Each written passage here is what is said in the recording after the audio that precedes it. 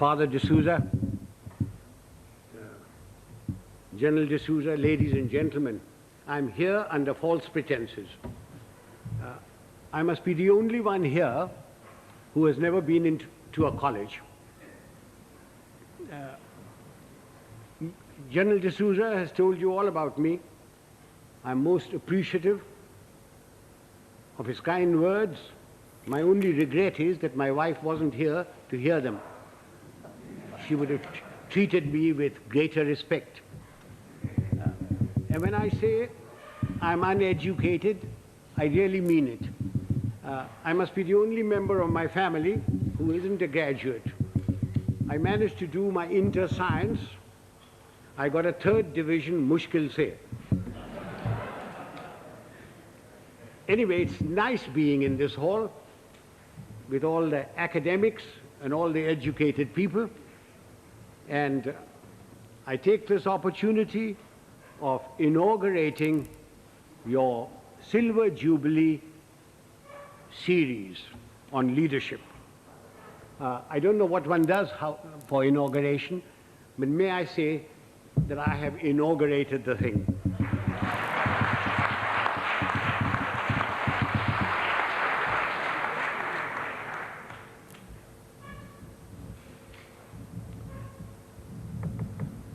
For a long time, I've been watching the scene in India very carefully.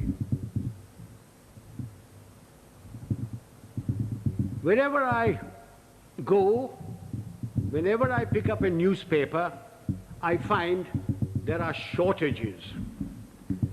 There's a shortage of fuel, there's a shortage of food, there is a shortage of foreign exchange, there is a shortage of housing, shortage of schools, colleges, everywhere. And everybody talks about these shortages.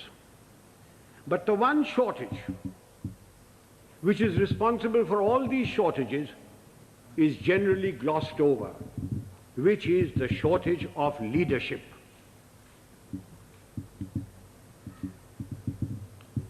Father, don't misunderstand me, and gentlemen of the press, please don't misquote me, which you are always capable of doing and which you continue doing. When I talk of shortage of leadership, I do not mean just political leadership. I mean leadership in every walk of life. Whether it's political, administrative, in educational institutions, in our sports organizations, in our industry, amongst labor, amongst the law and order contingents, there is a shortage of leadership. I do not know whether leaders are born or leaders are made. There is a school of thought which says leaders are born.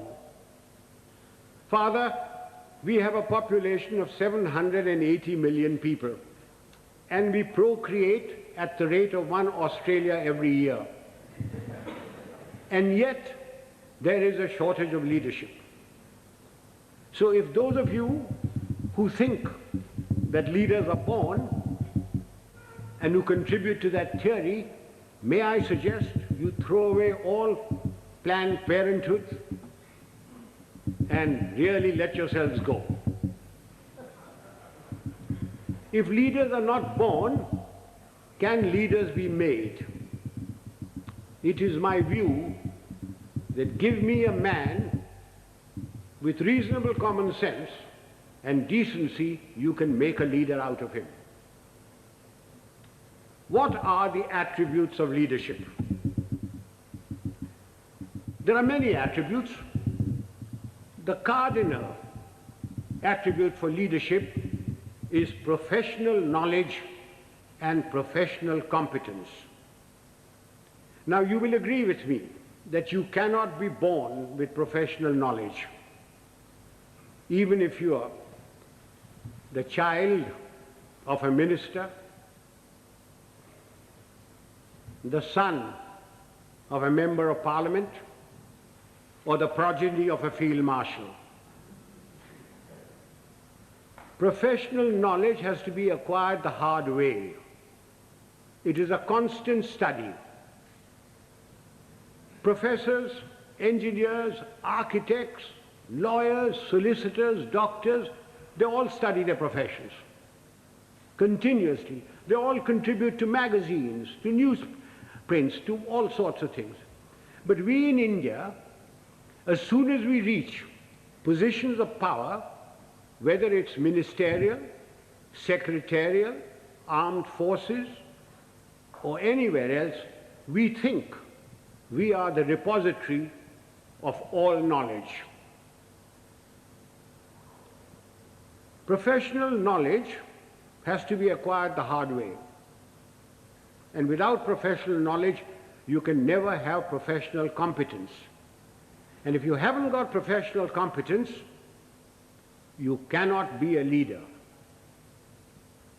I wonder,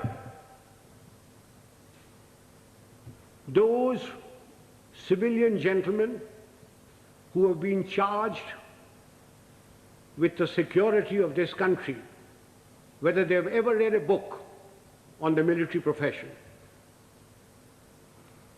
I wonder if they know the difference between a gun or a howitzer. I remember a minister one day coming to me. I'd left being the army chief then, and said, and I will talk to you in his own language, "Zara batao, ye howitzer kya cheez hoti hai?" And I said, "What are you talking about, howitzer?" Then I discovered that he meant a howitzer. And I said, "Well, why are you asking me? Why don't you ask the army chief and others?" He said, "Kaise पूछे उनसे? मैं minister हूँ, तेरे से तो पूछ लेता हूँ, तू जानता है कि मैं बेवकूफ हूँ." I wonder if they can distinguish a mortar from a motor, or a gorilla from a gorilla, although a great many resemble the latter. Ladies and gentlemen, professional knowledge is a sine qua non of leadership. You have to have professional competence if you are expected to lead anything. It doesn't matter whether you are in the army, whether you are in the teaching profession, whether you are in industry, unless you have professional competence and professional knowledge, you cannot be a leader. And it has to be acquired the hard way. You've got to study all your life. What takes me to the next attribute? The ability to make up your mind and take a decision. And having taken that decision, accepting full responsibility for it. Those of us who have suffered at the hands of superiors who cannot take a decision know what it's like. An act of omission is much worse than an act of commission. An act of commission can be put right, even if the decision is wrong, by colleagues, by subordinates, by somebody. But an act of omission cannot be put right. Why does a person not take a decision? Because he lacks confidence. Why does he lack confidence? Because he lacks professional knowledge and competence.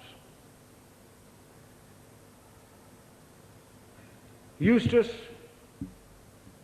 will tell you that when I was the army chief, I'd go around, ask my generals, "What are you doing about this?" And he said, "Sir, I've been thinking, I've been considering." And then I produced for myself a Manekshawism. And Father, will you forgive my language?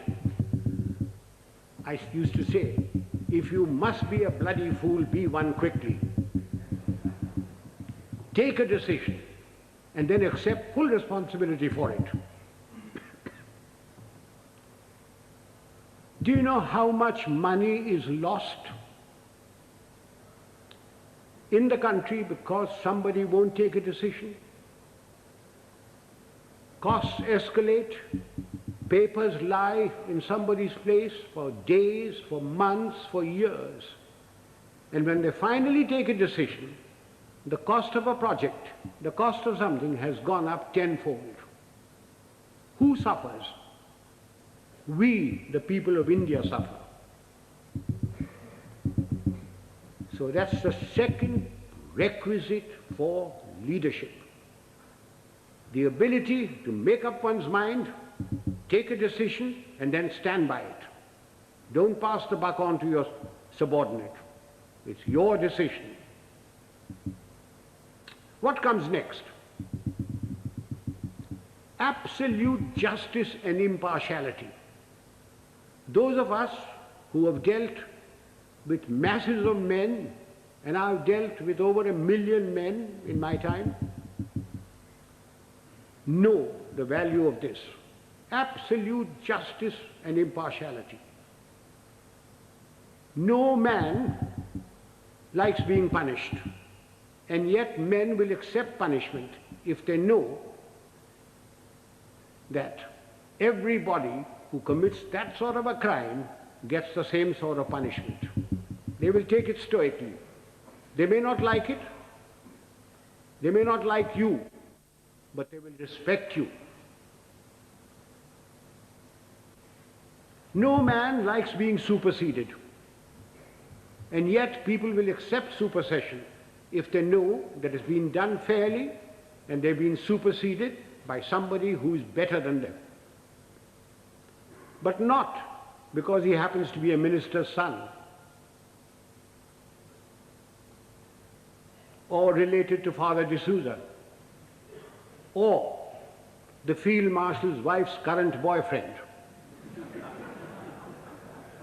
Men will accept supersession.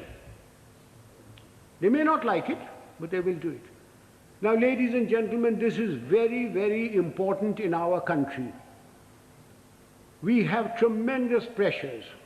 We have large families. We have fathers, mothers, uncles, aunts, nephews, nieces, their fathers, mothers, etc. We have pressures from them. We have pressures from members of parliament. We have pressures from all sorts of people. And we lack the courage to withstand that pressure. This is very important for us in India.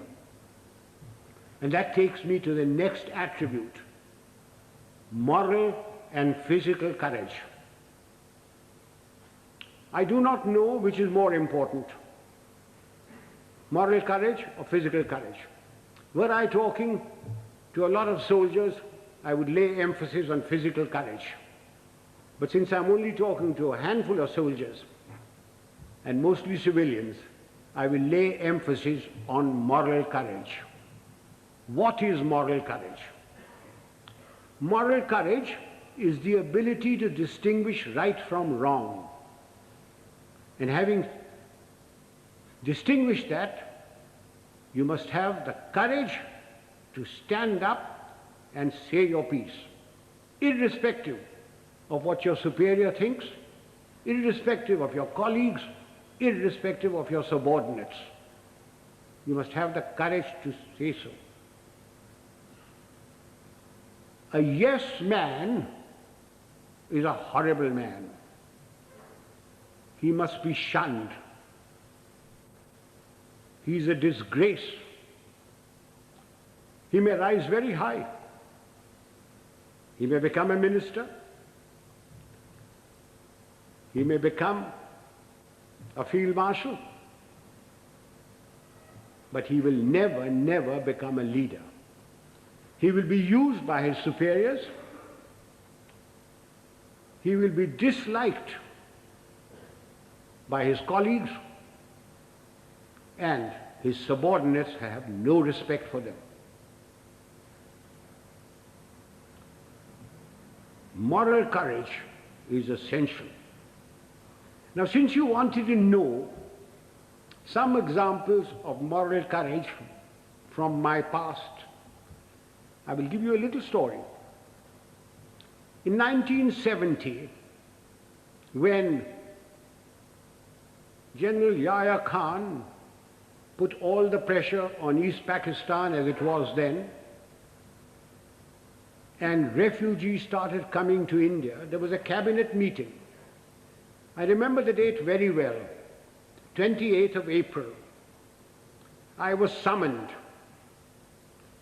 I had a very strong Prime Minister and Mrs. Gandhi, who ranted and raved at me, said, "What are you doing about it?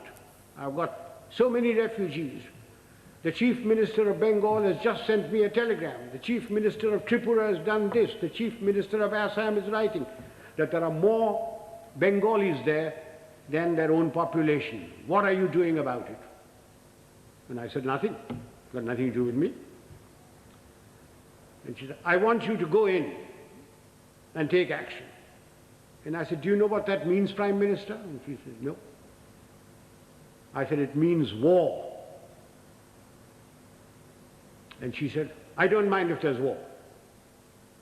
So I said, "May I please quote from the Bible, the first book, the first chapter, the first verse? God said, 'Let there be light,' and there was light. And you say, 'Let there be war,' there will be war. Are you ready?" I'm not ready. I'm not prepared. It is not the right time to go in. The monsoon will break very shortly, and the whole of East Pakistan will be a swamp. I will not be able to operate. The Air Force will not be able to operate. April is a month when we glean the harvest.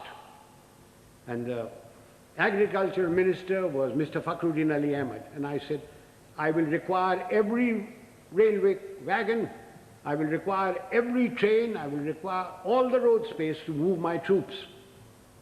And you will not be able to move your harvest. And then if there is a famine, don't blame me." And I said, the passes in the Himalayas start opening now, the snow melts. And then if the Chinese give us an ultimatum, I will have to fight on two fronts. And then the External Affairs Minister, a Khalsa, Sardar Swaran Singh, said, "Do you think China will give ultimatum?" And I said, "You are the foreign minister, you tell me." And then my own minister, Jagjeevan Ram, who couldn't call me Sam, who used to call me Sham.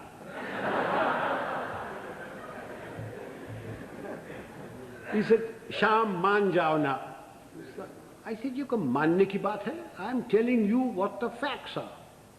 And I said, "If you want me to do this, Prime Minister, I guarantee you 100% defeat. Now, Prime Minister, give me your orders." And there was dead silence. And she turned around and said, "The cabinet will meet at 4 o'clock. This happened at 10:30 in the morning. So, as the cabinet ministers walked out, I being the junior most man there, was the last to go, she said, "Chief, will you stay behind?" So I shut the door and I said, "Prime Minister, before you speak, do you wish me to send in my resignation on grounds of health, mental or physical?" I said, "Oh, sit down." He said, "Everything you told me correct?" I said, "It's my job to fight. It's my job to tell you. If your father in 1962 had me as his commander-in-chief, the country would not have been disgraced. The army would not have been beaten. But the army chief did not have moral courage of turning around and telling him he wasn't ready." So she said, "All right, you know what I want?" And I said, "Yes, I know what you want. And I must be allowed to do it my own way." And she said, "All right, you know what I want." So, ladies and gentlemen, there's a very thin line between becoming a field marshal and being dismissed. I just gave you an illustration of moral courage. Of course, I didn't worry very much because my wife had money. If I'd gone, she would have looked after. She would have looked after me. So much for moral courage. Now I come to physical courage. Fear is a natural phenomenon like hunger and sex. Anyone who says he is not frightened is a liar, except perhaps the Gorkha. Everyone is frightened. It is one thing to be frightened and quite another to show fear. It's when your knees are knocking and your teeth are chattering and you're about to make your own geography. That's when the real leader comes out. If once you show fear in front of men that you may be commanding, it doesn't matter whether they're soldiers, they are clerks, they're labor, there are students. Once you show fear, you should quit. Now again, General D'Souza said, I must give some examples from my own life. This was in Burma in 1942. I was commanding a Sikh company, big tough chaps, very fond of them. I had a man called Sohan Singh, big man, stood about 6'4". He had been promoted many times to Lance Naik, to Naik, and every time, because he was a Badmash, he was broken. We'd had lots of casualties and we had to make promotions. So we had a promotion conference with the commanding officer, and Sohan Singh's name came up, and I said, no use making him, he'll be broken tomorrow. So he was passed over. The conference finished, names were published. I came back to my Basha, where my company was in the jungle, and I found my senior Subedar, Balwant Singh, terribly worried. And he said, Saab, Sohan Singh ko kaid kar diya. I said, kyun, kya hua? Usne bola कि आज आपको साहब गोली मारेगा. I said, oh, acha, peshi hoga. So a stool was put in, a table was put there, and Sohan Singh was marched up in front of me. Sohan Singh was at that time a light machine gunner, and light machine gunners carried pistols, and his pistol was taken away from him. So he was marched up in front of me. The usual charge was read out. And I said, Sohan Singh, kya baat hai? Saab, galti ho gaya. So I said, tumne bola कि तू हमको गोली मारेगा. So I picked up the pistol, loaded it, walked up to him, handed the pistol to him. I said, तेरा दिल है मारने का, मारो. And he said, नहीं साहब, गलती हो गया. So I gave him a tight slap. I said, case dismissed, जाओ भागो. I went off to the mess, had my dinner, came back, and everybody in the company was very worried. And the Subedar Saab, Balwant Singh said, nahi saab, aaj raat aapko goli marega. So I shouted out, Sohan Singh, kidhar hai? Sohan Singh came along. I said, Sohan Singh, aaj raat mera basha par tum sentry hoga. और कल सुबह 5 बजे एक मग्गा चाह और एक मग्गा गर्म पानी दाढ़ी बनाने के लिए. कोई शक? बेशक, भागो. And I went in there. I was woken up in the morning by Sohan Singh with a mug of tea and a mug of hot water. And he followed me like a lamb throughout the conflict.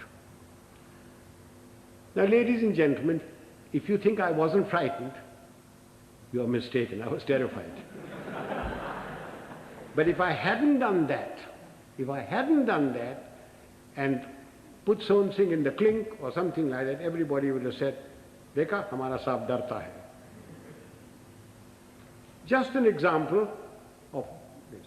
How often during riots and all that, some young sergeant with nothing but a little stick in his hand has walked in and quelled everything by showing courage. So physical courage is essential to leadership. You needn't be foolhardy like I was. I was very young. I don't know whether I'd do it today. But physical courage is essential. That takes me to the other attribute, loyalty. Now, does loyalty require very much explanation? We all expect loyalty from our subordinates. Do we give loyalty to them? Loyalty is a two-way thing. We expect loyalty, we have to give loyalty. Do we give loyalty to our colleagues? So remember that for leadership, you expect loyalty, you've got to give loyalty. Time is running short. There are other attributes. Remember, leadership is nothing else but management of men and resources. Management of men. Men have problems. Men in numbers can be very nasty. And a leader must be able to deal with them very firmly. When people misbehave, like they are misbehaving in Bombay these days, it's no use saying Jai Hind to them. You've got to deal with them very, very firmly. But you must never forget that men have problems. They have human problems. They have problems of debt, of family problems. They get easily despondent. And therefore, the leader must have a human touch. He must have a sense of humor to get them out of their despondency. He must have the gift of the gab. Unfortunately, our leaders have the gift of the gab, but they have no sense of humor. Further, men and women, generally speaking, like their leader to be a bit of a man, a bit of a lad. Take examples from history. Julius Caesar.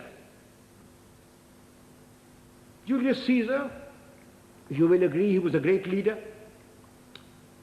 When he came to Rome, the senators used to lock up their wives.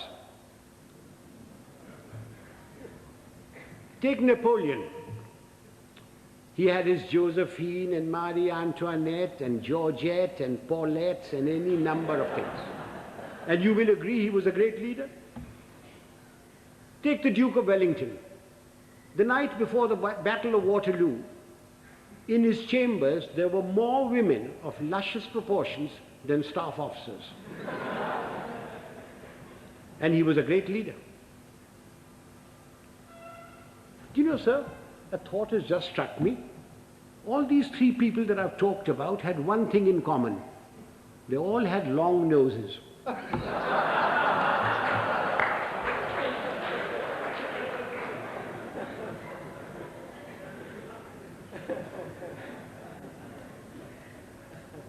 If my time is not up, can I crave your indulgence and talk for another 10 minutes? Ladies and gentlemen, no amount of leadership will put things right. There are two other aspects that we Indians must know and we lack badly. One is discipline and the second is character. What is discipline? Discipline is a code of conduct for decent living in society one with the other. Who lays down this code of conduct? Not the Prime Minister, not Parliament. Of course, it's laid down in the Army Act. But I'm not trying to impose the Army Act on you. This code of conduct has come to us from father to son, from mother to daughter, from times immemorial.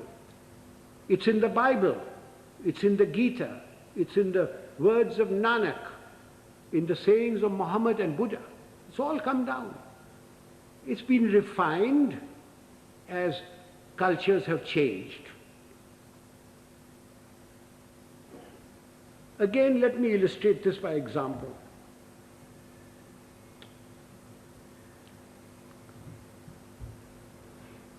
Non-punctuality is an act of ill discipline which is injurious to the state, injurious to its people. Some time ago, sir, I was invited to a university, as also my wife, unlike today.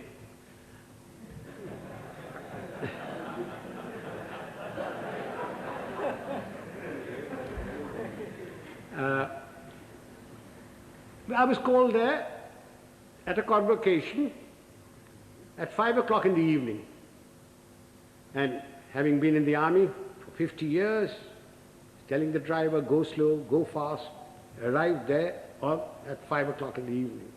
I was received by the Vice Chancellor and his lady, the Union Secretary, escorted to the dais.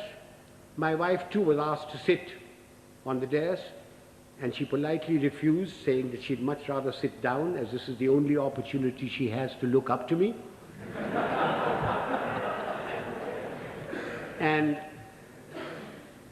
as usual, I was garlanded.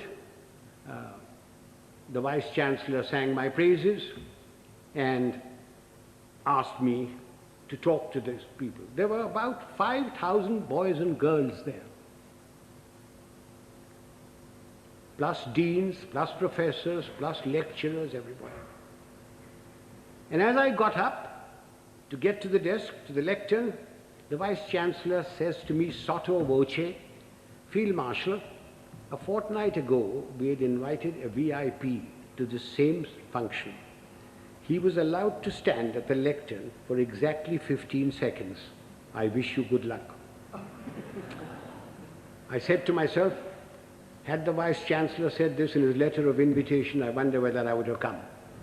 Anyway, I got up to the lectern and I addressed the gathering for the amount of time that I was allowed. I was heard in pin-drop silence, and at the end of it, I got a thunderous applause. The Vice Chancellor and his lady, the deans, professors, lecturers, the student body, and even my wife stood up and gave me a standing ovation. I was most relieved. Although my wife told me afterwards that I looked pale. After the usual vote of thanks, etc., we went out into the gardens where refreshments were given.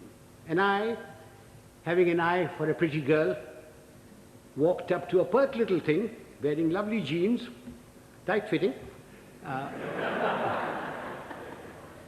and I started a conversation, which ran as follows. I said, my dear, why were you so kind to me today, all of you? I not having the looks of Rajesh Khanna or Amitabh Bachchan, or a speaker like M.G. Ramachandran, when only the other day you were so rude to a VIP. And she said, I quote, "Oh, Field Marshal, that dreadful man. We had invited him at 5 o'clock. He turned up at 6. He brought with him a bevy of security people who pushed us aside and took their places where we should be sitting. He brought with him 2 of his brats, grandchildren probably. He was too old to have those kids that side. But you never know.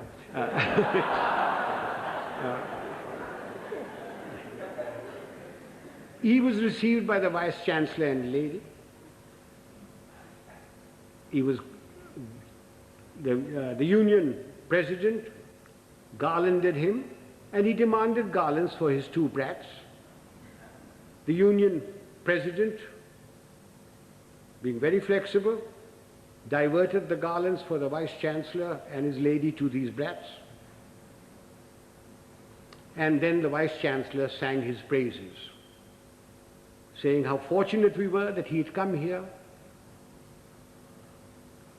that he has done so much for the country. And all the while, this man sat there.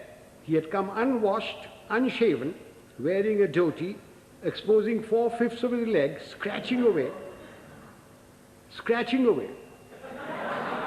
And the Vice-Chancellor said that the worthy had been to jail. When he said that, the girl said, I almost shouted he should be there now. Then the Vice-Chancellor asked him to go to the lectern and to talk to us. So he picked up the lemonade or limca or whatever was there, which belonged to his female offspring, and took a sip, which started a howl. When that subsided, the worthy came to the lectern and said, friends and well-wishers, I have not had time to prepare my speech, but my secretary has written something for me, and he produced a whole heap of paper.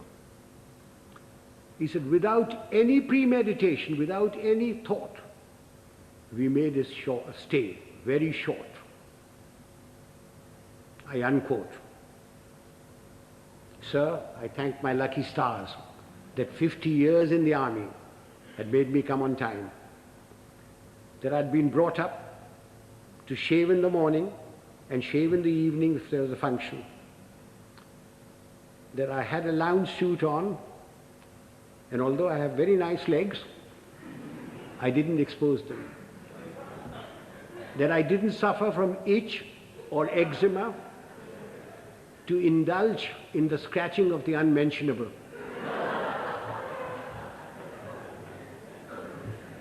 Now do you see what I mean by ill discipline? Had the worthy come on time, according to the program, talked to the people and given them advice, can you imagine what a lot of good it would have done? Instead of that, his act of ill discipline produced more ill discipline. Now, this is not a matter to be laughed at and forgotten. We people in India are terribly ill disciplined. We think because we've got freedom that we can do what we like. I do not stop you from criticizing, to standing up for your rights. I think it's your duty to do it. But what I abhor are the acts that we've gone into because we've got freedom. Why do we have to spit pan all over? Why do we have to write on doors and things? Why do we have to keep staircases dirty and filthy? Why do we have to throw garbage in somebody else's compound? These are all acts of ill discipline. It is because of these acts of ill discipline that you have corruption, you have smuggling, you have all sorts of things. Even animals in Tanzania are better disciplined. I went there 4 years ago and I saw lions, lionesses, zebras, etc. They were all so disciplined. If the lion wanted to do his stuff, he went behind cover. He didn't spit. I came back from Tanzania. I arrived at Bombay airport. I cleared my baggage, and as I was walking out, there was a big, fat slob of a man who squirted damn pan on my trousers. And when I gave him a tight kick, he was most indignant. He didn't think he'd done any wrong. Why? Why do we tolerate it? So much for discipline. Sir, everybody's been extremely well disciplined so far. Will you give me your indulgence for just another few minutes? I said character. By character, I don't mean the sort of thing which the father will preach to you. Of course you must be honest. Of course you must be truthful. Of course you mustn't covet thy neighbor's wife. Not when father is listening. Of course you mustn't. All that is part of character. But I mean something bigger. It's knowing yourself, knowing what you really are. Unfortunately, we lack that sort of character. And what little we have is denuded by our fans, by the sycophants around us, by the hangers-on. Again, let me illustrate this by an example. Some years ago, Hollywood produced a picture of the great violinist and composer Paganini. And they got a very handsome actor, tall, good actor, who had some knowledge of the violin, to take the part of Paganini. And he was drilled to perfection, so that when that little cadenza was played and screened, the critics raved over it, raved at the movement of his fingers and of his bow.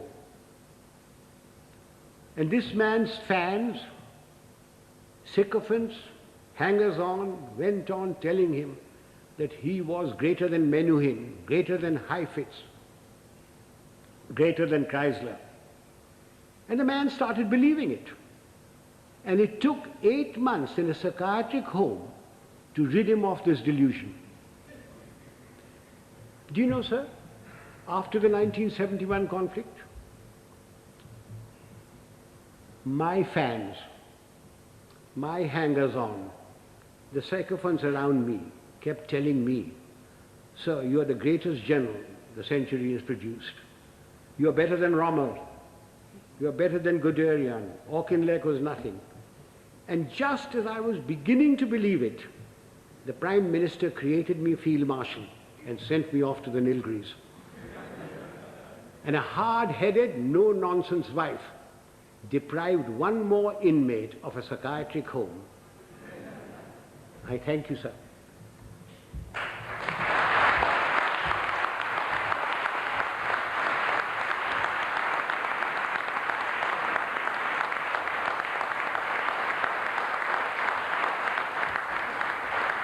Ladies and gentlemen, I'm at your mercy.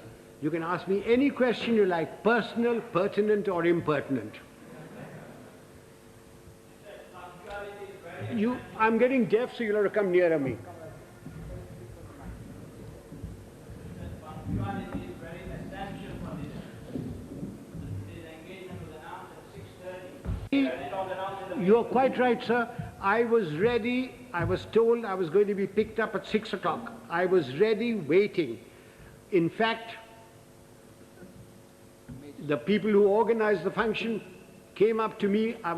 Just came out of my bath and said, General D'Souza says, please do not come before 6:45. So will you hang around till 6:30 and then we'll bring you here. Not my fault. I was there absolutely on time. Please blame General D'Souza. And he had a reason that everybody works till 6 o'clock. Traffic is also there, and therefore he decided it was going to be 6:45. I would like to add that We got to go into East Pakistan. None. Militarily. You cannot go into anybody's country. But we had 9 million refugees. We, in our own country, are starving. We don't have enough clothes, we don't have enough medical attention, we don't have enough food, we don't have enough schooling. But we had 9 million people, through no fault of our own. The Prime Minister of India, went around the whole world telling everybody that I have nothing against Pakistan. In fact, I want Pakistan to be strong. What crime have we committed that we should have 9 million people of somebody else's country in my country? You Americans, if two Indians go there, you kick up a row. You, the French, won't accept anybody coming in. The British don't. Why are you asking me to keep 9 million men? Yahya Khan is your friend, not mine. Please persuade him to take these people back or create conditions so that they go back. If you don't, then I shall have no recourse but to ask, I was a general then, General Manekshaw, to create those conditions. Now, we had no intention, no desire to go there. All we wanted was these people to go back. And they would never go back so long as the Pakistan army was doing what it was in East Pakistan. I certainly spoke about it. I understood the problem as a soldier and also as an Indian. Now, you asked me about Sri Lanka. The number of refugees that have come in, very small. In fact, they don't want to go back. They're being pushed back. If 2 million camels had come in, perhaps we would have had to take some action. Have I answered that question? Would the young lady stand up? Let me look at her. Don't be shy. Oh, thank you, dear. What steps are taken from the moment this is leadership has been our profession for thousands of years. For thousands of years. The army has provided the leadership. From the moment the man joins, he comes into an environment of discipline and somebody who is his leader there, and he learns. We don't have courses for leadership. It is by example. If the general officer commanding in chief comes unshaven, you don't expect the others to be shaven, to shave. But because he is shaven, properly washed, properly clothed, everybody else is. If the general officer or the colonel takes bribes, then you don't expect his people not to take bribes. But he doesn't take bribes. Now you ask me, why doesn't he take bribes? Everybody else in India does. And the answer is very simple. It's environment and also fear. If I gave an order and one man disobeyed it, he could be tried by court-martial and given 2 years imprisonment. If 2 men disobeyed my orders, it is considered as mutiny.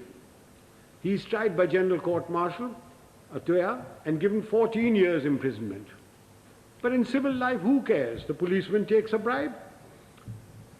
The inspector takes a bribe. Somebody disobeys orders, what happens? You suspend him. He gets a writ petition by paying 25 rupees to any wakil. His case drags on. Eventually he is reinstated, probably gets promotion.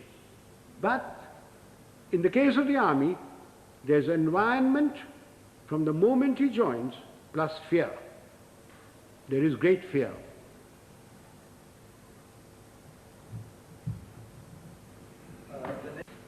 We Indians are alleged or supposed to be very religious people.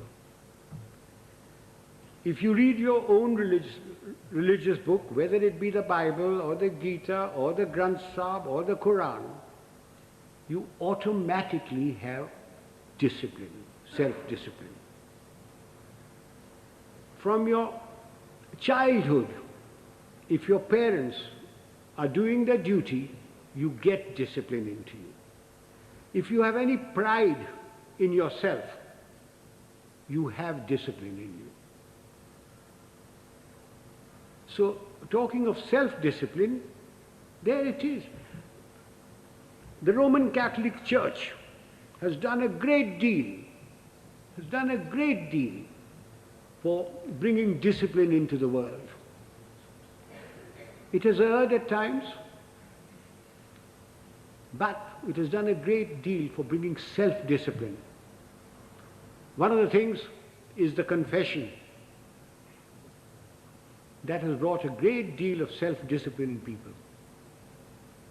You can confess to yourself. When you go to bed at night, when you say your prayers, confess to yourself what wrong you have done. Otherwise, I can't give you any answer for self-discipline. Yes, sir. As Yes.